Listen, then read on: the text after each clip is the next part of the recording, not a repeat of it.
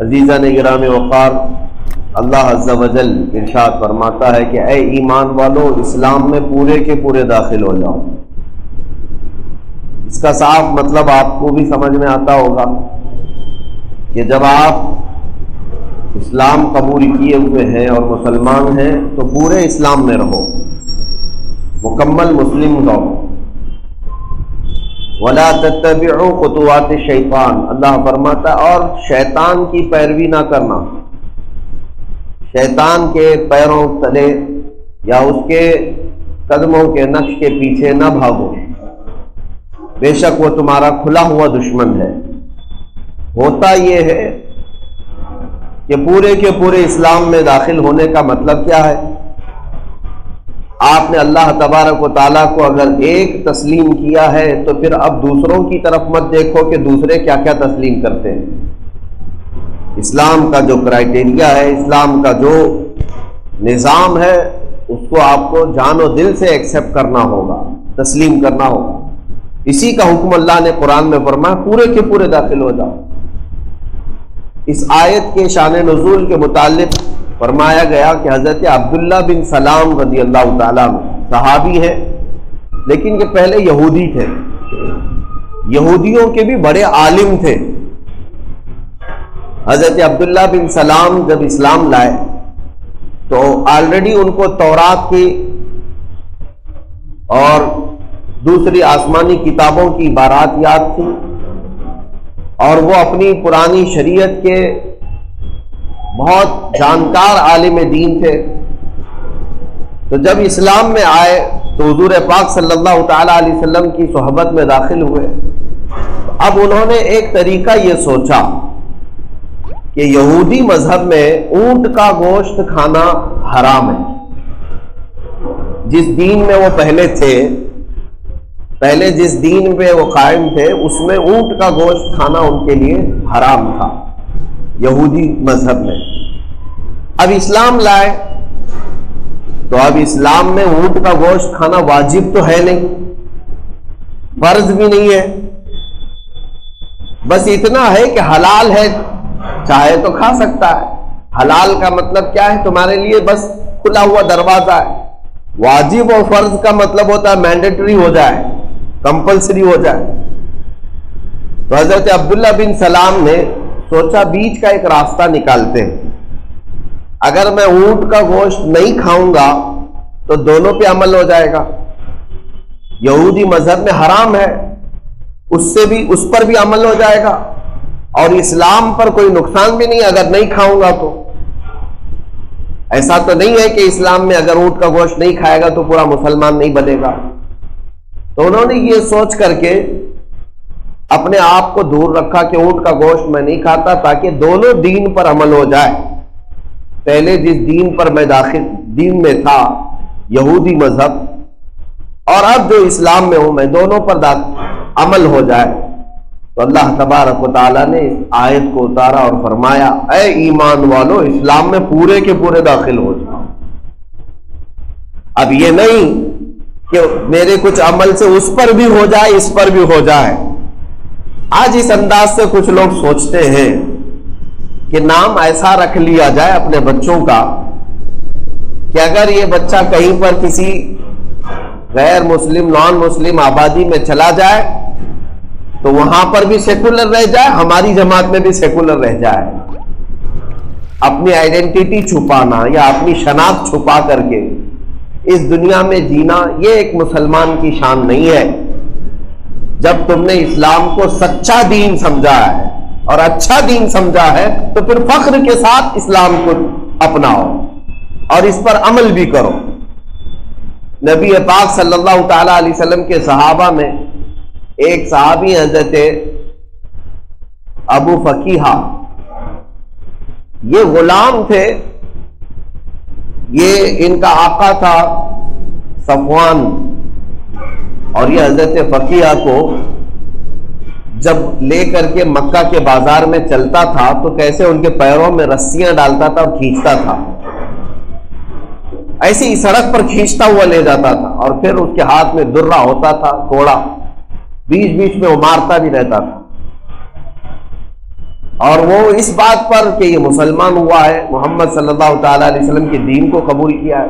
جیسے حضرت بلال کو تکلیفیں دی جاتی تھی، ویسے حضرت فقیہ کو یہ صفوان مارتا تھا۔ بیچ میں ایک جگہ ایک گبریلا نظر آیا اور اس صفوان نے دکھا کر کے کہا کہ فقیہ تیرا خدا یہی تو نہیں ہے، یہی تو خدا نہیں ہے جس کو تو بار بار احد احد کہتا ہے۔ تو حضرت فقیہ اس وقت غلامی کے دور میں ہیں، کوڑے کھا رہے ہیں، اور کسی ایک بڑے پیسے والے کے ہاتھ کے اندر ہے۔ وہ چاہتے تو یہ مصلحت کر سکتے تھے نا کہ چلو اس کو بھی تھوڑی دیر کے لیے راضی رکھ لوں اور میرے خدا کو بھی راضی رکھ لوں، بلکہ وہ اس کے ہاتھوں میں رسی سے بندھے ہوئے کھینچے جا رہے ہیں، کوڑے کھا رہے ہیں۔ اور جب اس نے کسی ایک گبریلا کو دکھا کر کے کہا کہ یہ تیرا خدا ہے کیا، تو حضرت فقیہ نے اس وقت بھی کہا صفوان تیرا اور میرا دونوں کا خدا اللہ ہی ہے، جو تجھے بھی پال رہا ہے اور مجھے بھی پال رہا ہے۔ اس نے لاتوں سے آپ کے منہ پر اتنا مارا کہ آپ نیم مردہ ہو گئے۔ حضرت فقیہ ایسا لگا تھا کہ آپ کا انتقال ہو گیا۔ تو میں یہ بات اس لیے عرض کر رہا ہوں کہ انہوں نے اتنی سخت آزمائشوں کے وقت میں یہ نہیں سوچا کہ آدھا ادھر عمل کر لیا جائے۔ آج تو ایسے حالات تو ہے نہیں کہ کوئی تمہارے پیروں میں رسی باندھ کر کھینچ رہا اور کوڑے مار کر پوچھ رہا ہو بتا تو مسلمان ہے یا پھر میرے دین پر ہے، لیکن زبردستی کچھ لوگ اپنے آپ کو منانے نکلے ہیں کہ نہیں ہم آپ کی بھی جماعت کے ہیں، ہم آپ کی بھی جماعت کے ہیں۔ یہ منافقت ہے، یا تو پھر اسلام سینے میں آیا ہی نہیں ہے۔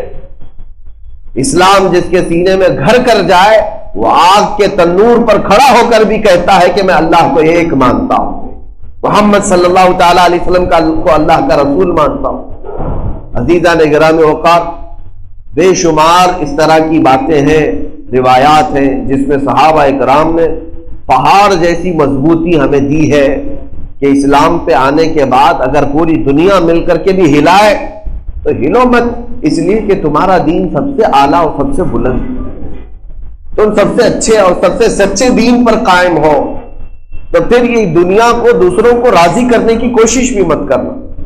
ایک آیت اور میں پڑھ دیتا ہوں آپ کے سامنے، قرآن مجید میں اللہ تعالیٰ فرماتا ہے وَلَن تَرْضَىٰ عَنْكَ الْيَهُودُ وَلَا النَّصَارَىٰ حَتَّىٰ تَتَّبِعَ مِلَّتَهُمْ، یہ یہودی اور عیسائی ہرگز تم سے راضی نہیں ہوں گے، ہرگز تم سے راضی نہیں ہوں گے جب تک کہ تم ان کے دین میں داخل نہیں ہو جاتے۔ لوگ یہ سمجھتے ہیں نا آج کہ ہمارے ٹائی سوٹ بوٹ کو دیکھ کر کے یہ لوگ راضی ہو جائیں گے، ہمارے چال چلن اگر تھوڑی سی ماڈرن کر لیں گے تو یہ ہم سے راضی ہو جائیں گے، ہم پوش سمجھے جائیں گے۔ یہ صرف اور صرف مینٹلٹی ہے، خام خیالی ہے، وہ کبھی تم سے راضی نہیں ہوں گے۔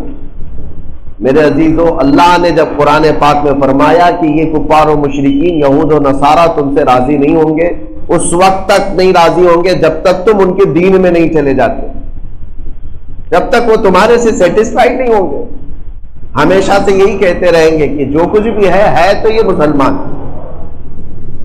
اسی لیے جب تم انہیں راضی کر ہی نہیں سکتے تو کیوں ان کی رضا کے پیچھے پڑے ہو؟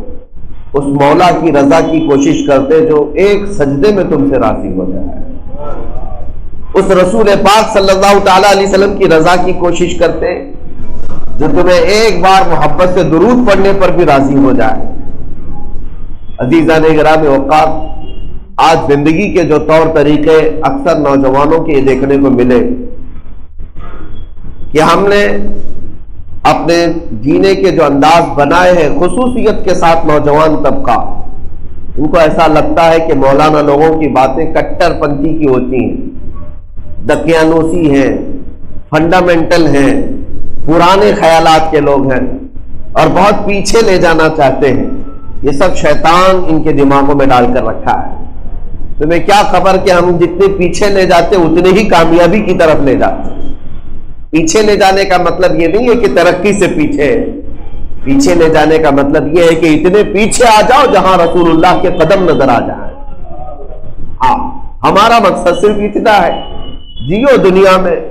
اور آج جن کو ایسا لگتا ہے کہ ایک صاحب ہمارے بزرگ ہیں انہوں نے یہ چیز بیان بھی کی کہ ایک بڑے مغرب زدہ آدمی تھے، ہوتے ہمارے یہاں بھی، دیکھو امریکہ کیا کر رہا ہے، رشیا کیا کر رہا ہے، اتنی ترقی کر گیا اور یہ کیا کر رہے ہیں، تان و تشنیع کرتے ہی رہتے دین پر اور دینداروں پر۔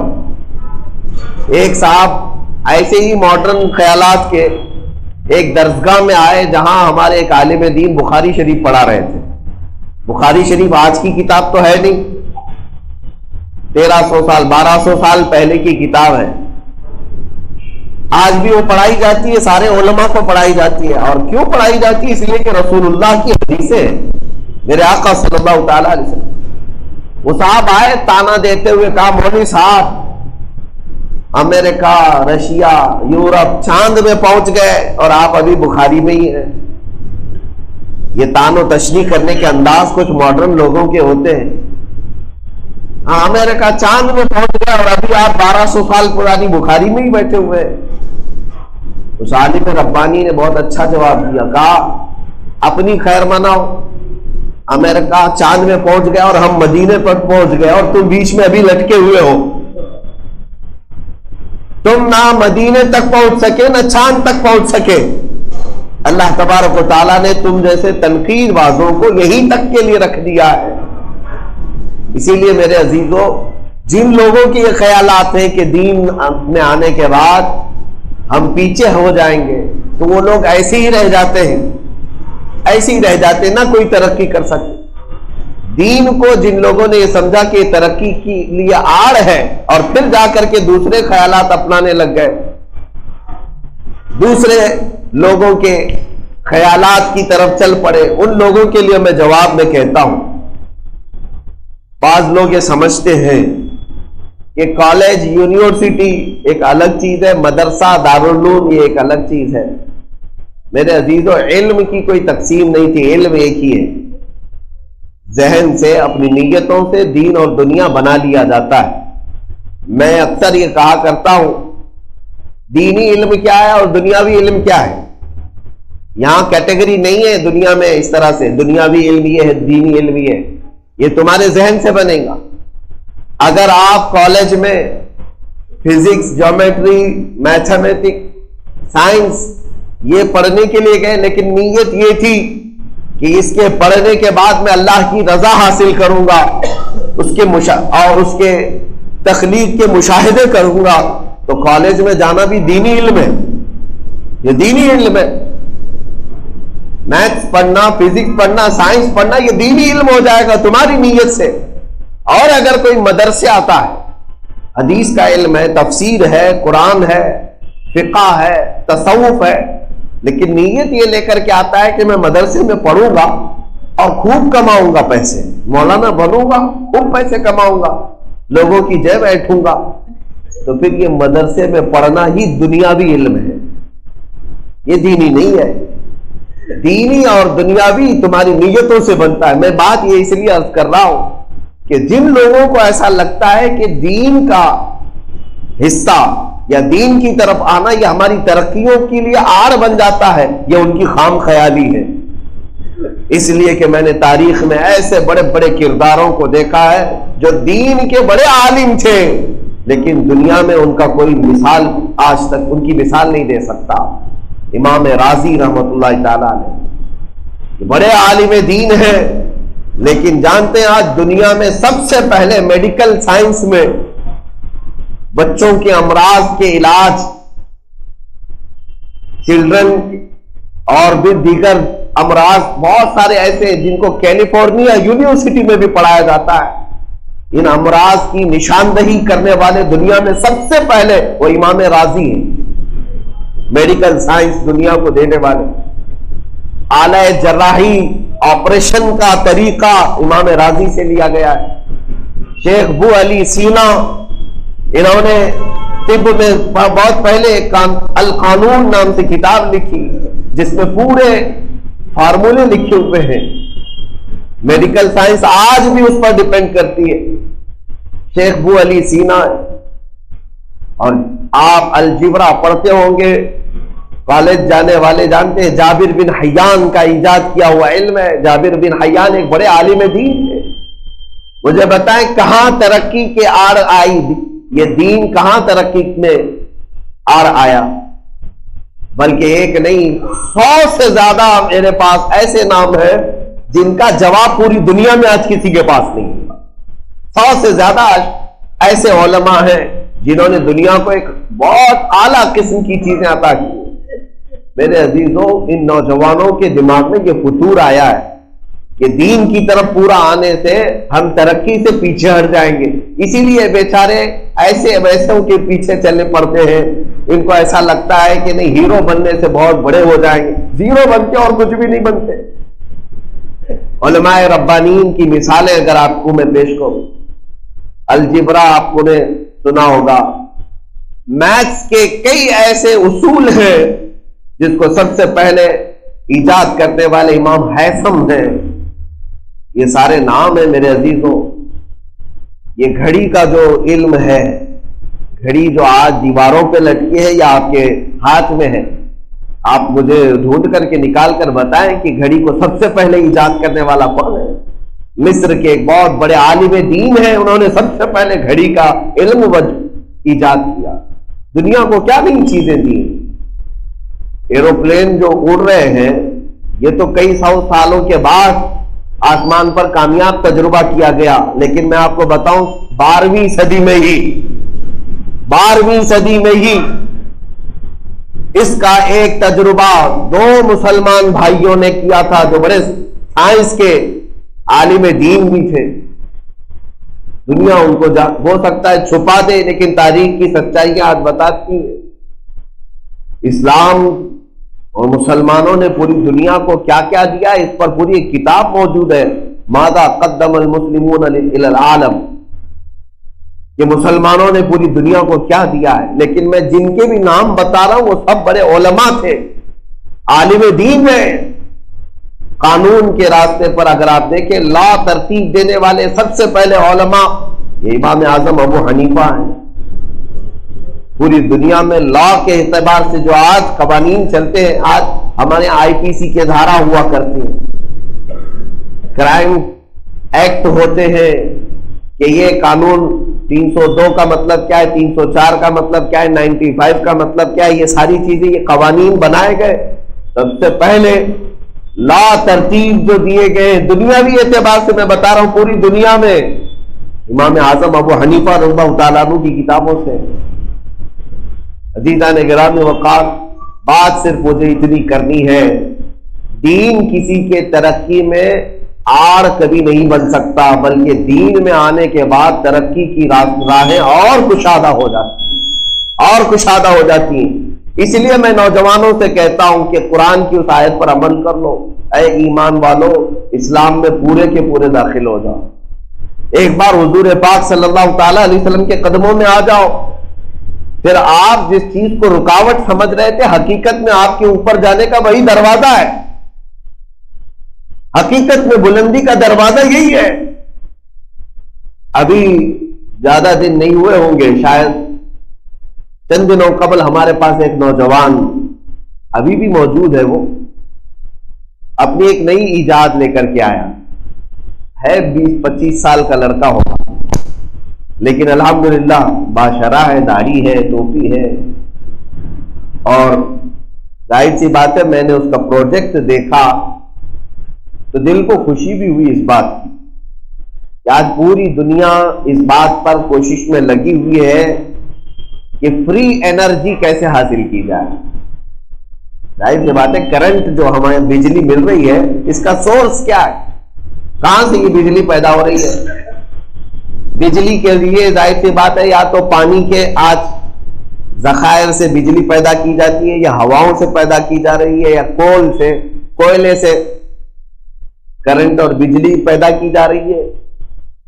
یہی سارے طریقے، اور بھی کچھ طریقے ہیں، لیکن دنیا اس کھوج میں بھی ہے کہ فری انرجی ہو، نہ کول کی ضرورت ہو، نہ پانی کی ضرورت ہو، کوئی ایک ایسی چیز ہو جس سے کرنٹ ہمیشہ کے لیے بنتا ہی رہے اور سورس کچھ بھی نہ رہے۔ تو اسے ایک نوجوان نے، 20-25 سال کے نوجوان نے چمک سے، مقناطیس سے، میگنیٹ سے فری انرجی تیار کرنے کا کامیاب تجربہ کیا۔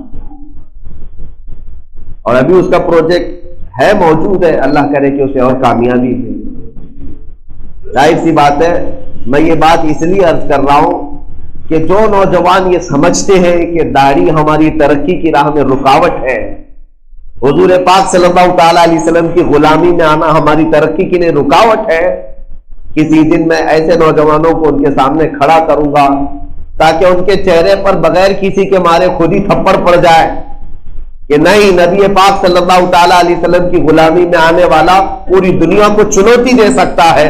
جہاں تمہارے تجربے کامیاب نہ ہو، اللہ کی عطا سے ہمارے تجربے کامیاب ہو سکتے ہیں۔ ایک بات یہ بھی تو یاد رہنی چاہیے، ساری چیزیں صرف اور صرف دنیا کے بنائے ہوئے یہ اصولوں سے ہی نہیں چلتے۔ اللہ تبارک و تعالیٰ مؤثر حقیقی ہے، جب تک وہ نہ چاہے کسی میں اثر بھی نہیں پیدا ہوگا۔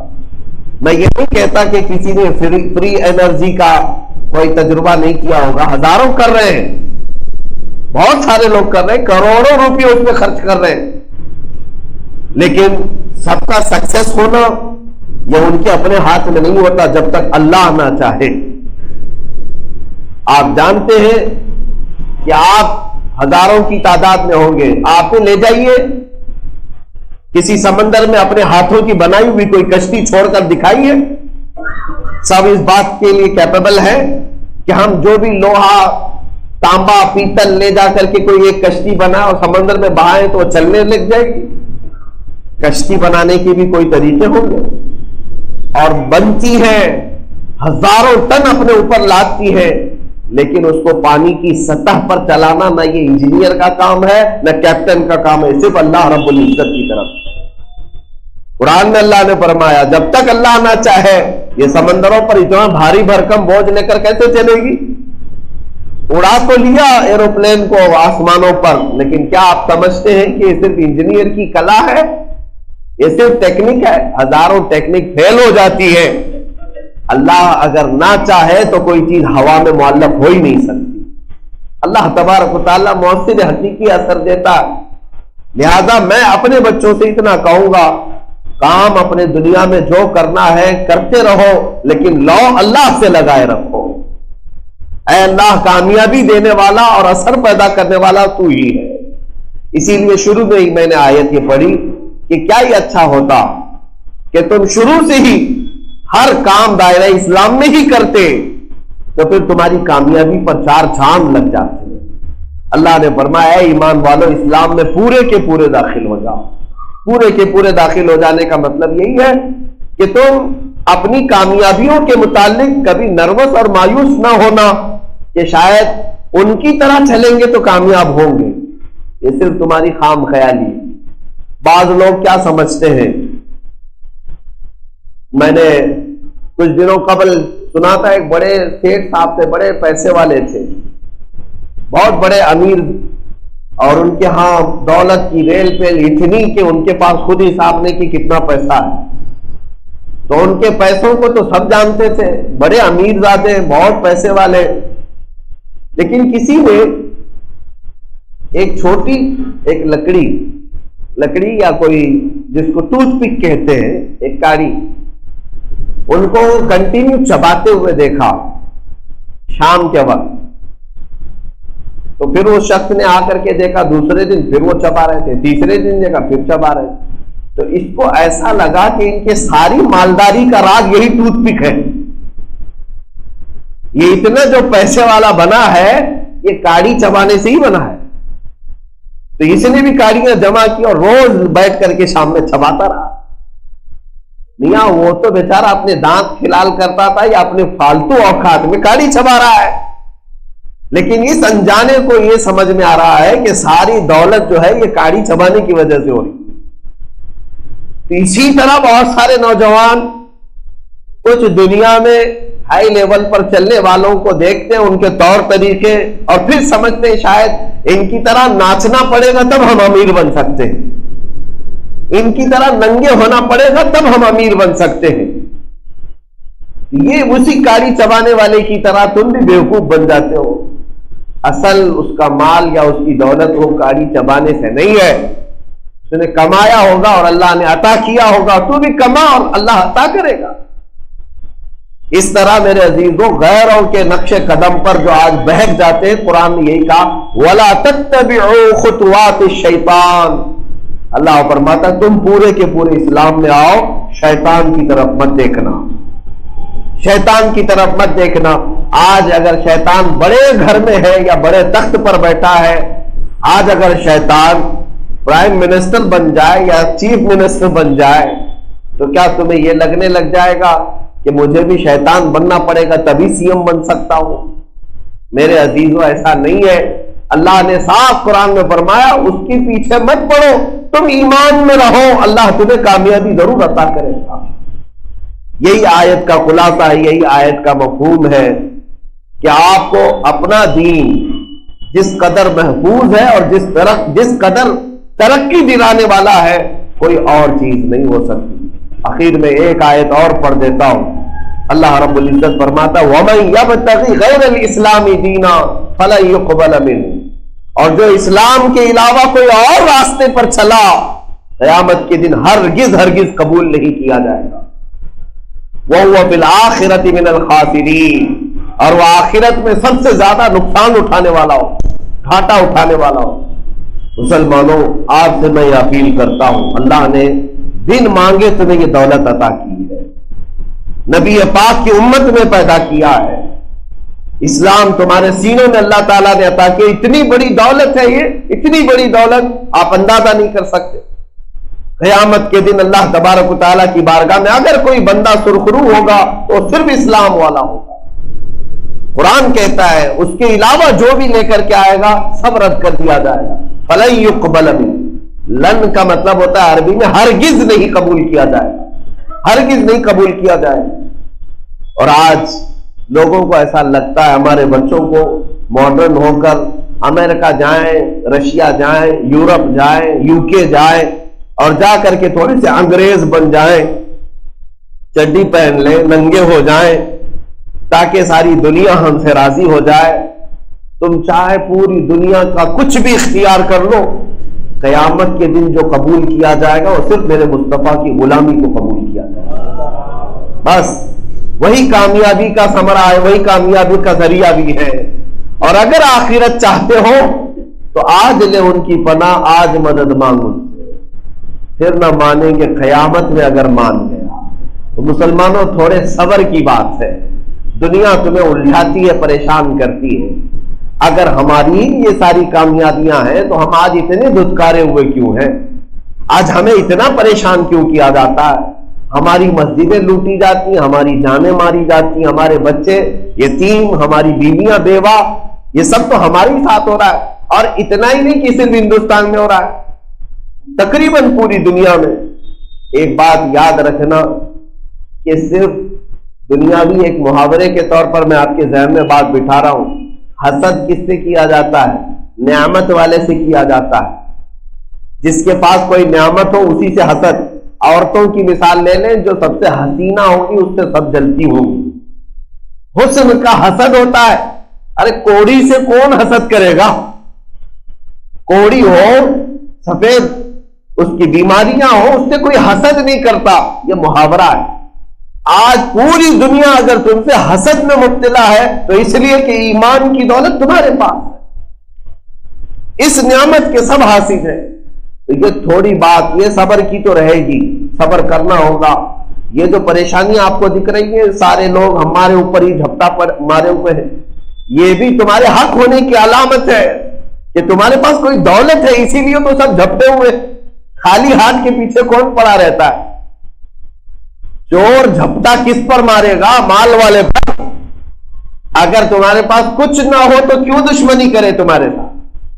دشمنی تمہارے ساتھ اسی لیے کی جاتی ہے کہ یہ جو تم اللہ اللہ کہتے ہو یہ بھی بہت بڑی بات ہے، جو تمہارا سر جھکتا ہے سجدے کے لیے یہ بھی بڑی بات ہے، یہ نعمت ہے تمہارے پاس۔ تو اب تمہیں تھوڑا سا صبر کرنا ہوگا، یہ نہیں کہ مایوس ہو کر کے اسلام سے تھوڑا ہٹ جائیں، نہیں، تھوڑا ان کو بھی راضی کر لیتے، تھوڑا سا کشکا بھی لگا لیں گے، کشکا کیا، کلنک لگا لیں گے، اور کبھی تھوڑی سی چوٹی چھوڑ لیتے، تھوڑی سی بالیاں پہن لیں گے، تھوڑی سی چوڑیاں پہن لیں گے، تاکہ وہ بھی راضی ہو جائے، یہ بھی راضی ہو جائے۔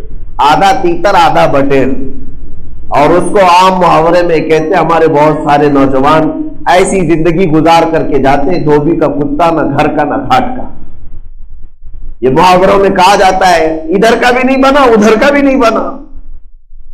میرے عزیزوں، اگر تمہیں تھوڑی باتیں سخت لگ رہی ہیں تو اللہ کی بارگاہ میں آ جاتے یا ان صحابہ کی باتیں پڑھ لیتے کہ آج یہ مصیبتیں دیکھ کر کے مجھے افسوس ہوتا ہے کہ میں کیسے جیوں مسلمان بن کر، تو میں کہتا ہوں بلال حبشی کی تاریخ پڑھ لیتے، حضرت خبیب کی تاریخ پڑھتے، حضرت فقیہہ کی تاریخ پڑھتے۔